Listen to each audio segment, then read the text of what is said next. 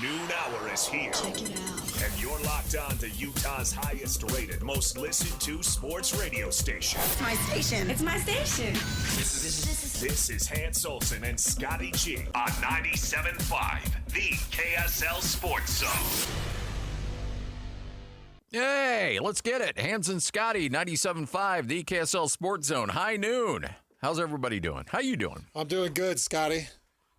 Are we a year in with these openings yet? Our songs? The three? I feel like it's only been like maybe a few months. I still love them. I love all it's been three. more than that. I think we're pushing 6 months on them. Oh, I think we're a year. I think we might be. I know you haven't started the show with dun, dun, dun, dun, dun. I think we might be more than a year. Dun, dun, dun, dun. Yeah, you haven't started like that. I'm trying to remember. We're more than a year. And I'll tell you why I know. Because I picked this song driving back from one of McKenzie's games in Oregon. Oh, okay. Which would have been just over a year ago. So we've hit a year mark with that one. I do think that you and Lloyd brought yours a little bit later. Yeah, I remember going through my favorites list on my Spotify account and on a trip to Vegas. Now, I don't know if that was basketball, regular season, or Mountain West Conference tournament. I haven't been there for football in a while, but I can't remember why I was driving to Vegas, but that's when I was really searching for one and stumbled on Lonely Boys. Well, it might be time to freshen them up. What do you think? I don't know. I kind of like them. I do too, but I kind of liked searching for one. I do too. I do too. Okay. Yeah, we can refresh. Just finding good opens. How you doing, buddy? Outstanding. What's new? Good Monday. Everything is good in the world. Can't complain. All is right. Uh-oh. What? Lloyd's giving me a look like, is all not right? How's your mint? It's gone now. I love that, Lloyd. See? Lloyd. All gone now. I could hear it. Oh, stop it. No, you couldn't. I'm pretty trained on your voice. Okay. Well, all right. Maybe it got I could hear there's something there. Maybe you should have let that music go a little longer. You know, My fault. My bad. Yeah, it's on you. I apologize for just starting a show at 12:05. Well, I just went, we'd been doing the show for a little bit, and then Hans asked me, hey, you good? I'm like, yeah, I'm good. And then all of a sudden, that's when you popped your ear up. When the mint was gone. You didn't pop your head up when it was still No, I could being hear refreshing. Just doing something, so. Okay. I will tell you, I've been on air with Lloyd for whatever it is, 17, 18 years now. And the one thing I know about Lloyd is he just doesn't care how mad his critiques will make you.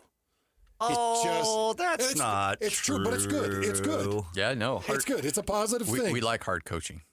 It's a positive thing. Is it, though? Like one time, like it's Lloyd not. pulled me aside and said, when did this whole lisp thing start? And I said, well, I don't. Really? Yeah, and you were saying, is your tongue swollen? Is it pressing against the teeth? I'm like, geez, man. There was one time last year that he was ready to call 911 because he thought I was having a stroke because you're slurring your speech. I'm like, I'm not slurring my speech. Oh, there was one show where you were in and out. I think you were just really tired. And so I don't think so. Lloyd you had a texted bad me night's sleep, and I said, think. how's our guy? You were on remote, yes. I texted him. I said, I'm not sure. I think he's doing okay. Let's give him some protein. Get him a hamburger patty. All right, fine. We may have had a rough summer last summer.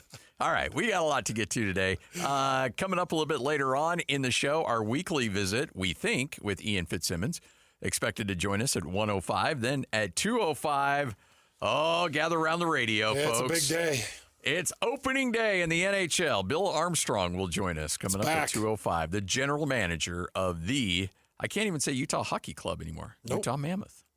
Of the Utah Mammoth. Yep. All right, let's get it. Hans and Scotty, 97.5, the KSL Sports Zone. This is Hans and Scotty G. Let's go. The lineup is set, and it's time to kick off the show with the biggest topic of the day. This is the starting lineup on 97.5, the KSL Sports Zone.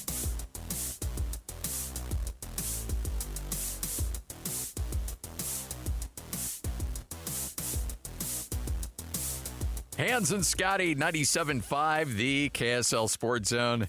All right, folks, it is your starting lineup as finally, after Utah has the week off, it is back. Utah and Arizona State, one of the premier games of the Big 12 coming up on Saturday. Can Utah right the ship and forget about that early loss to Texas Tech and finally get on the winning track at home in a Big 12 game against a really good Arizona State team?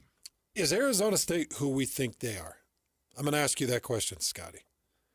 Is Arizona State the team that we think they are? Because right now they stand up there in the top of the conference, 2-0 in conference play, 4-1 in overall play. Their one loss was a Mississippi State team. It was on the road, and as we look at Mississippi State, they've lost back-to-back games to Tennessee and Texas A&M. Now, blowout games. Yeah. To Tennessee and Texas A&M. So the question is Arizona State who we think they are? And, Scotty, I start every single week with this nifty little gadget paper that you did for me, this graphic or design. Yeah. And I fill in all my different categories, and I have my ways. And I don't do it where you just go to the team website and it gives you all the different rankings. I go through all the national rankings. So I look at all the different teams. For instance, Texas Tech is leading the country in passing yards, and they're one of the top in the country in overall yards. Texas Tech is the real deal. We know who Texas Tech is. Arizona State had a really nice win against TCU, and they had a nice win on the road against Baylor. So I think we're starting to compile some of who they are. When I say nice win, it's a win against what is a good opponent. It's not a blowout win. No, both games, same score, 27-24. Both games were just a 3-point victory, okay? So when I was filling out this sweet spreadsheet you did for me, which it's got the BYU and Utah logos, and then I do BYU and Utah's opponents. And it's awesome how you organize this thing. I don't know. Arizona State's not the team that statistically, it's not the team that maybe visually, or I guess just guessing of what I would have thought this team would be. This team is one of the lower in the country in passing yards with Sam Levin. Only 208 yards a game. That puts them number 89 in the country. This team is almost the dead last worst team in the country in third down offense. They've only converted 21 of 68 for 30% on third downs. This team is one of the worst in the country in red zone offense.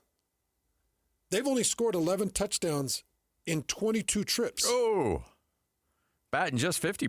50%. Eesh. 11 touchdowns in 22 attempts puts them 117th in the country. And it was weird because I was coming across things that just didn't make a lot of sense. For instance, they let pressure in the backfield. They give up 5.8 TFLs a game. They're middle of the pack, both scoring offense and scoring defense. Number 67 in scoring offense at 29 points a game, and number 50 at scoring defense at 21 points a game. When you look at that just in comparison, Utah is number 18 in scoring offense at 39 and number 16 in scoring defense at 14.6. When you look at Utah statistically, there is not a single statistical category where Utah is in the bottom 100. There are multiple with Arizona State. It's just strange to me. Their passing defense, Arizona State's passing defense, 98th in the country. They give up 243 yards of passing defense. Total defense, they're 42nd because they do stop the run. Yeah. And they do average nearly 9 TFLs a game. So they've got 19 sacks on the season. They're number 4 in the country in sacks per game. So they're up there with their TFLs. They're up there with their sacks. They're up there on their turnover margin. They're +5 on turnover margin. That'll do it. Yeah, +5. They've taken the ball away 9 times. They've only lost it 4. So they're very conservative with the ball. So they're not a heavy takeaway team. They just haven't turned the ball over that much. Haven't turned the ball over. Yeah. For comparison, they're the same as BYU. BYU has got 9 takeaways, and they've only lost it 4 times. They're +5. Same with Arizona State. just to look at a team that's got takeaways, Arizona has taken the ball away 11 times. Arizona is actually a turnover force and machine. So, and we'll get more into that tomorrow with the BYU preview show when we really jump into Arizona. But I asked the question because, I've got this, I guess I've put Arizona State on a bit of a pedestal. Yeah. Because they won the Big 12 championship game. That was such an upsetting loss for BYU at Sun Devil Stadium, and I saw a lot of things that I really liked. Cam Scadaboo was the very top of the peak, the very top of the pile. He was my favorite thing I saw. But they had a good offensive line that ran a lot of great blocking schemes that opened things up, and Arizona State has plug and replaced. So they've got running backs. They brought in the Army running back, and then they brought in another transfer that's balling out right now for Arizona State. I'm trying to remember let's see, was it Udo? Udo is the Army running back. Okay, so And Raleek Brown. Raleek Brown came from, was it USC? Yeah, USC. He was on that Arizona State team last year. Right, and he was a backup. Yeah, to Scadaboo. And so now he's got a chance to shine a bit. But Udo came from Army, which is the same place they brought their O-line coach from. And I felt like, man, they're going to mesh, but Raleek Brown has really shown up. He's not a big guy. No, 5'9", 190. Yeah, he's not a big guy. What does it have him listed at? 5'9", 190. He's not a big guy. Yeah, because a lot of times you'll see that 5'9", but also then 215 or something like that in your running backs. But to be under 200 and 5'9", that's a pretty slight frame going through trying to sneak through some big gaps. It is. But he is a beast. Yeah. And he's one of the top in the Big 12. And, if there's anything that you can hang your hat on or have been able to hang your hat on, it's Arizona State's rushing game. 20th in the country at 215 yards a game. So, Scotty, I look at the numbers. I haven't jumped deep into the film, but I have watched a couple of games. I watched the Arizona State TCU game. And I kind of have a feel for him. I think that this is a very flawed and very beatable Arizona State team. Yes, and I agree with you, and I think Utah wins this game on Saturday. But I also think Arizona State, the one thing they've got going for them is, and you saw it in those back-to-back games in which they beat TCU and they beat Baylor, is that this is a team that figured out how to win games last year. So they are flawed, make no mistake. They are not a whole team that's got it really rocking and rolling like they did near the end of last year. So there's some considerable issues with this team, but they also have kind of that intangible, like, okay, if it's close down the wire, we're going to find a way to get it done. That's absolutely right. That's right. If Sam Levitt is believing at the end of the game, then you're like, you better keep your foot on the pedal. Utah better put all the pressure on, get the lead, because even 10, 13, 14 points with 8 minutes left, Arizona State, I don't trust it. And Coach Dillingham says all the right things, and Sam Levitt is a competitor and doesn't say the right things, says different strange things, but he believes in himself. The guy believes in himself. Yeah. And rightfully so. He does have a lot of talent. He's the second leading rusher on this team. That's the other thing. So as I was kind of working through the numbers, I think that Utah, to a large degree, will be able to control portions of their running game. What Utah is going to have to be really sensitive of is Sam Levitt's ability to run. Yeah. I love that you brought up the comparison, because I remember you talking to people close to the situation, and this was a long time ago, 6-7 years ago when Zach Wilson was playing. You mentioned that was a high level of priority of Utah to slow down Zach Wilson in his rushing attack. And I think the same thing applies probably in this game. It very much does. So this kind of cracked me up, because I'm sitting there watching Monday Night Football last night. Yeah. Great game, by the way. Great game. And I'm watching Trevor Lawrence, and I'm like, that's Sam Levitt. Ooh. That's Sam Levitt. And I'm talking about pass to run distribution. Trevor Lawrence, he led Jacksonville last night in rushing. 55 or 60 yards, whatever it was. But Trevor Lawrence led them in rushing. And I was looking at that, and I'm like, and I was watching the way he moves the pocket and some of his throws. I'm like, geez, man, that's Sam Levitt. It's a pretty solid comparison. I don't know size comparisons. Do you have Trevor Lawrence's size? I've got.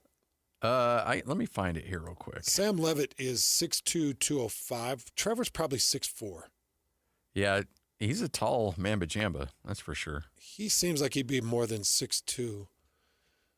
But I do find a lot of similar characteristics. And wow, Trevor Lawrence, 6'6".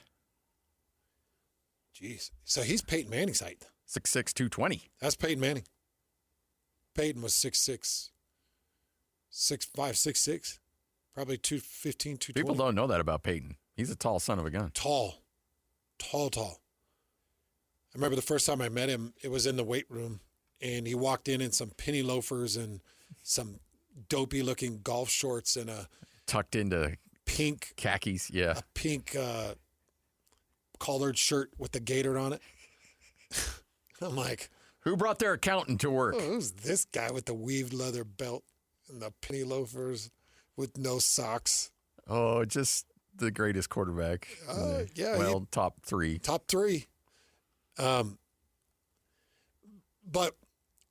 what Utah really has to do, so they'll definitely play with a full box, because Arizona State, as much as we might want to think Sam Levitt can ball, and he's got the best wide receiver in the Big 12 in Jordan Tyson, who that dude, you better be full alert with that guy, because he will torch you. You still have a priority to stop the run, force the pressures, and see if you can disrupt Jordan Tyson. That's the key to winning this game against Arizona State. 39 receptions, almost 500 yards, 7 touchdowns.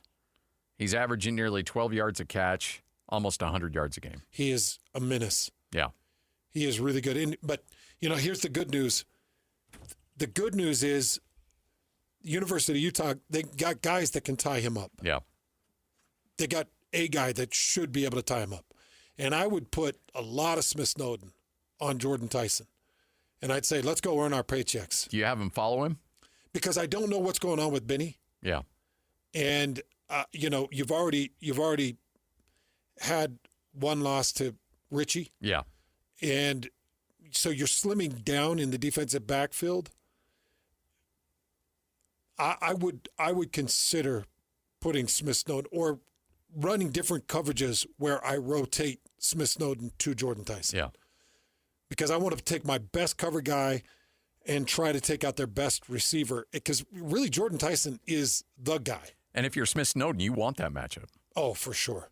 Yeah, that'll put you on the map real fast. Oh, yeah. Because Jordan Tyson has every physical ability. He's got height.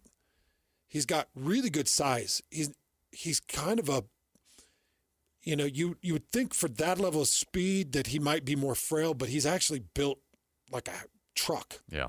So I would love to see Smith Snowden raise his hand in defensive meetings and just say, let me trail him. Let's do this. Yeah. Let's do this. Let's really test just to see how much you want it, how far you can go, because you're right. That would put him right squarely on all of the NFL's radars. He's already on the NFL radar, but it would peak him out. Yeah. And on the flip side, you got Tyson over there. He's looking to make some money, and he probably wants to go against Smith Snowden. Yes, he does. He would love to see that matchup. Yeah. And both of them are going to come in with huge egos and reputations to put on the line. Yeah. And I'd like to see it. But Arizona State, just on the surface, is not what I thought Arizona State would be. But Sam Levitt is still very dangerous. And it's a team that just has a lot of confidence. Just a ton of confidence. Ton of confidence. And they play off their quarterback. They play off their coach, who's 3 shades of crazy, but a hell of a coach. Yeah. And then they've got a alpha of all alphas at quarterback. And, yeah, those are the guys you want leading your program. Mm-hmm. You know, you go back to the offensive efforts now of the University of Utah, and their offense has numbers for days. Numbers for days. In fact, we talked about this going back 2 weeks ago, or 3 weeks ago, getting ready for that Texas Tech game. They were number 1 in the country in red zone chances to touchdown. They were number 1.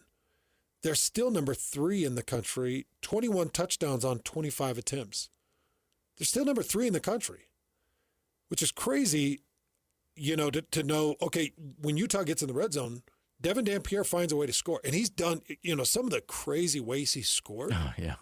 He scored off, like we were just comparing him to Trevor Lawrence. We were just comparing Sam Levitt to Trevor Lawrence. Yeah. That crazy play last night where he falls on the ground. Twice. And bobbles the ball in his hand and then had a D-end hanging on his shins, and he shook him down for the game-winning touchdown. Crazy. That's Devin Dampierre. Devin just finds a way to will his way to it. He's going to have to be really good. But priority number 1, you can't have the inexplicable interceptions. Nope. The ones that you look at and you're like, wait a second, did the receiver just run the complete wrong route? Was he supposed to break on an in and he broke on an out? Because there have been a couple of passes where you're like, that makes no sense. Yeah, you don't want to see that turnover where Dampierre is going to the sideline, looking at a receiver and making hand motions like, I thought you were going to stop. Yeah. And you kept going. Or I thought you were going to do one of these things. Yeah. Nope. Don't want that. Hans and Scotty, 97.5, the KSL Sports Zone.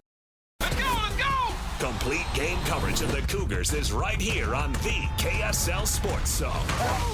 The Cougars head to Tucson for a battle against the Arizona Wildcats. Your home for the best coverage of Cougar football is right here on 97.5, the KSL Sports Zone. This is Hans Olsen and Scotty G, presented by Mountain Land Supply on 97.5, the KSL Sports Zone. Woo! Hans and Scotty, 97.5, the KSL Sports Zone, 12:36 on a Tuesday. Hey, by the way, great conversations yesterday. Kalani Sitake, Kyle Whittingham, Bronco Mendenhall. If you missed any of those, get to our podcasting feed. Just search Hans and Scotty on your podcasting platform of choice, and it will take you right there. And plus, you get all the other stuff. An interview you may have missed, or a segment, or the Sunday morning podcast, whatever. We have it all for you there. Please download, rate, leave a comment as long as it's kind. That'd be nice. And a rating as long as it's 5 stars. That'd be appreciated. That helps. That helps. We have 2 of them. Yeah, and then 1 star. We have 3 total ratings. No, we would. We really appreciate it. It would help us with our ability to stay on air. Yeah, and because that's all that really matters to us. Yeah. Keeping our job. We want to be here for you, yeah, if possible. Also, you can watch us on YouTube. I think Lloyd is in here fixing the cameras. Uh-oh. He's having to reset a camera. Yeah, he's got that Nintendo cartridge.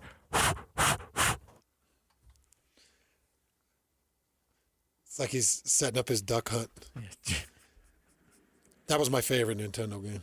Duck hunt? Yeah. And with the dog that'd laugh at you and you miss? And you shoot the gun. Yeah. I was always blown away with the technology of being able to shoot a gun at a screen and watch something fall when you hit it. Yeah. They're crazy. Still shocking. Yeah. And I don't know, have we done anything like that since? I haven't seen anything like that. No, it seems like all the kids these days just have a controller for their first-person shooter games. I swear that's the only game that was ever hand-to-TV interactive. We've got to improve that technology. Right? Because if you were at your house and you had a shotgun and a skeet shooting game and a shotgun that obviously fake hooked up to your whatever system. Whatever, however. And you got it on the big screen and you're air Shooting blasting some skeet or some pheasants. You're all about that, right? It's weird. Yeah. That was cool technology. All right.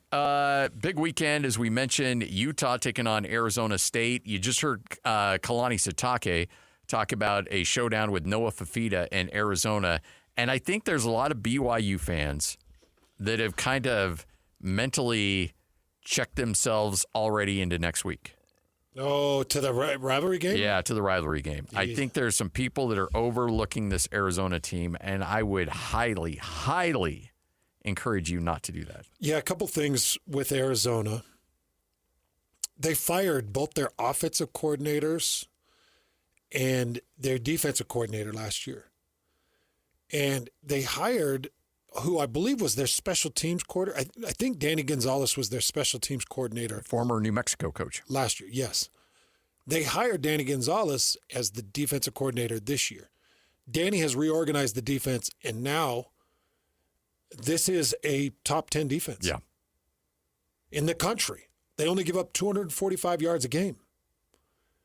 They're the number 25 rushing defense, giving up under 100 yards, and the number 11 passing defense at 147 yards.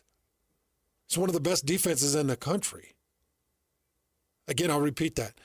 This Arizona defense is one of the best defenses in the country. Now, they've played some mediocre teams. They beat Hawaii 40-6. Hawaii's got a good offense. Starting to learn a little bit more. Been doing a deep dive on Hawaii over the last couple of days. They beat Weber State 48-3. Yep. They beat Kansas State. By the way, go if you haven't looked at the numbers on Avery Johnson and Kansas State. I think it was I was looking at it this morning, and I didn't write the numbers down. I think it's 150 some odd total yards. Avery passed for like 88 yards, and they ran for like, I don't know. They ran for like 100 or 113 or something. It's very, very low yardage. Kansas State could not move the ball on Arizona. So they beat Kansas State. They lose to Iowa State. And then last week against Oklahoma State, they thumped them good. This defense is number 10 in the country in third down percentage. They only allow 26% conversion rate on third down, Scotty. Listen to this. 70 third down attempts. They've given up 18 out of 70. Wow. Okay. 70 third down attempts, they've given up 18 first downs on 70 attempts. Crazy. Red zone defense is fantastic. Their TFLs, they've racked up 43 TFLs. 43. They're at 8.6 TFLs a game. They're number 8 in the country in TFLs. So they're going to play in your backfield. They're fantastic in turnover margin. They forced 11 turnovers. And so I know we think we're like, oh, Noah Fafita. But this is a defensive team. Yeah. I apologize. I'm kind of putting you on the spot here. And we should have had this conversation off the air. And if you haven't, because I know you're just starting your film study on these teams. So if you're not ready to answer this right now, that's totally acceptable. But the defensive coordinator, why am I spacing his name? Danny Gonzalez. Danny Gonzalez was at New Mexico, and Blake Anderson was very close with Danny Gonzalez. And Blake said, I know New Mexico's not any good, but they run a very chaotic defense. Mm-hmm. They're coming from all over the place. It's an offshoot of that old Rocky Long defense where they're going to blitz you from all over the place. You never know. You can never know where it's going to go. They disguise their coverages like crazy, and they are very difficult just based on the chaotic nature of the way they play defense. In your early studies, have you kind of seen that as well? Absolutely. Yeah, absolutely. They come from every direction, every angle. In fact, I was looking at the sacks. 1, 2, 3, 4, 5, 6, 7, 8, 9, 10, 11, 12, 13 different guys with sacks. That's Danny Gonzalez. That's his defense. Comes from everywhere. Yep. And, you've got 2 linebackers that lead the team with 2 each, but then you got 1 sack just across the board with multiple defensive linemen multiple defensive backs coming off different nickel blitzes. Yeah, so everything is chaotic, what Arizona's trying to do to defensively, and it's working. And then the other thing that we saw was Coach Brennan fired his offensive coordinator and hired Seth Doge as the offensive coordinator. And because Brennan mentioned at the end of the season that he wanted a guy that could truly work with quarterbacks. He wanted to give Noah Fafita a boost. And so Seth Doge has come in, and he's done just that. He's kind of re-energized Noah Fafita. So to your point, yeah, I was watching a couple quarters of Arizona versus Oklahoma State this morning. So, but I was more watching what was happening with Oklahoma State's defense against Noah Fafita. Because Noah Fafita got sacked 6 times. Oklahoma State was running 5- and 6-man pressures. He got sacked 6 times, but still had 500 yards of offense in that game. Let me just double check this. He was sacked 6 times by Oklahoma State, and he still threw for 376 yards and 5 touchdowns. There were multiple times where he was under pressure. He was done. They could have had Oklahoma State missed another 3 or 4, and he would get out of it and chuck it down the field for crazy yardage. So, and then the other thing that was weird with the Arizona-Oklahoma State game, the first half, they came out running this Ismail Mahdi. They call him Is Mahdi. Yeah. They ran him, and then they just stopped, dead stop, and went all pass. But the first half, it was like, oh, yeah, we're going to show them. And then they were like, nah, screw it. Let's just throw it. And they just started launching it all over in the second half. So kind of crazy. So back to that Arizona defense, though. Over the last 10 years, there's only been 1 year that Arizona State held teams to less than 32 points per game. Arizona State? Arizona. Yeah, Arizona.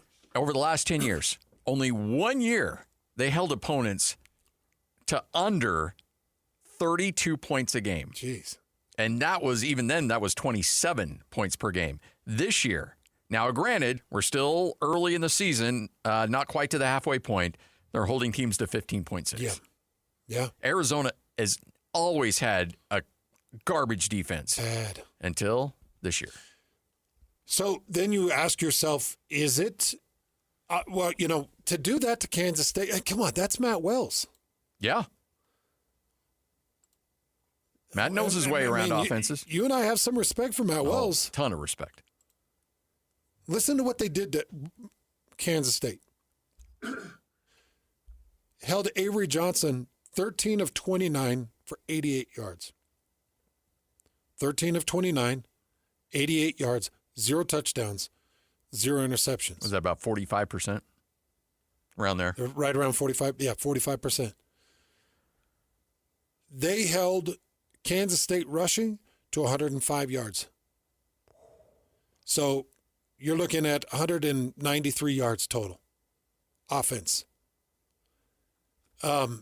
They dismantled Kansas State. I'll be honest, I have not watched the Kansas State. I will watch Arizona, Kansas State just to get ready. But that's a whooping on a Kansas State team that, They've got some dudes. I've got some respect for them. They just lost to Baylor by a point. They beat UCF. Let me look at their offensive numbers for UCF. They ran for 266 yards against UCF. And Avery Johnson threw for 170 yards and 2 touchdowns against UCF. So I asked myself, well, okay, are their defensive numbers hollow? I don't know. I don't think so. I don't think so. No.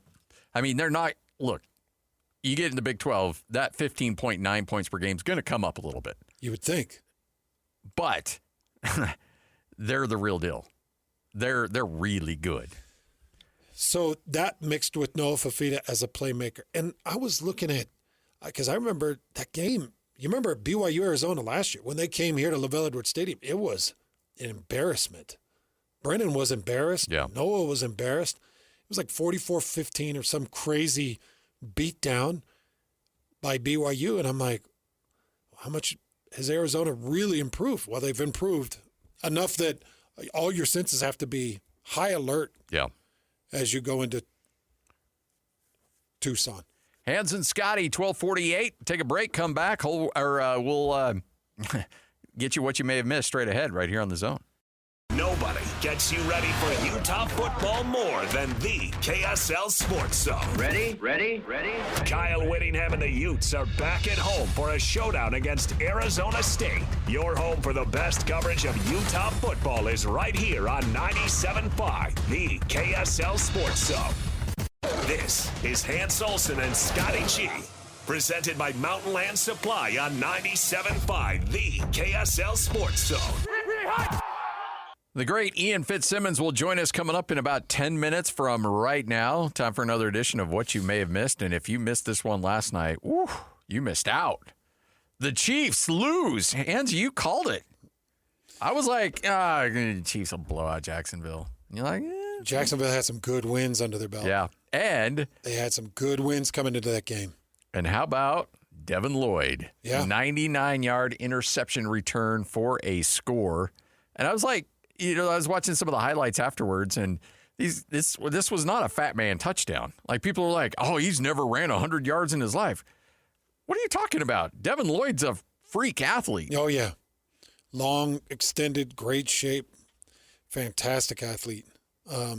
Good win. I saw, former Utah State player for Kansas State, too. He was out there quite a bit. Oh, Royals? Jalen Royals, wide receiver. Saw Royals a couple times. Yeah. But it's about time. I think that it's finally time. You think they've turned their... I do. Yeah. I do. And I don't know if they're going to start to pull the Golden State thing where they just play for the postseason. But the NFL, you can't do that as much. You lose a couple of games that you thought you could have or should have, and you're not even sniffing the postseason. It's just so limited. You can't really play that game in the NFL. You have to go full tilt every game. That's why when I see teams lose, I'm like, no, that you weren't resting guys. You don't rest guys in the NFL. You got 17 tries. That's it. Yeah. To find your spot. So I feel like it's weighing on them. Maybe it's the end of the era for the Kansas City Chiefs. We can only hope. The other thing I wanted to mention, what you may have missed, was Deion Sanders is undergoing a medical procedure. Another one. He ended his weekly news conference with a medical update. He said, I cannot wait to get past this hurdle. It has nothing to do with me working at the level I'm trying to compete at. He's just dealing with issue after issue. He's got a fake or I don't know what they did with his bladder, but they've removed his bladder. That cancer and the issues that he had was a serious procedure. Yeah. So just to have him on the sidelines and continuing to do what he's doing, I think it's kind of a miracle. Right here on 97.5, the KSL Sports Zone.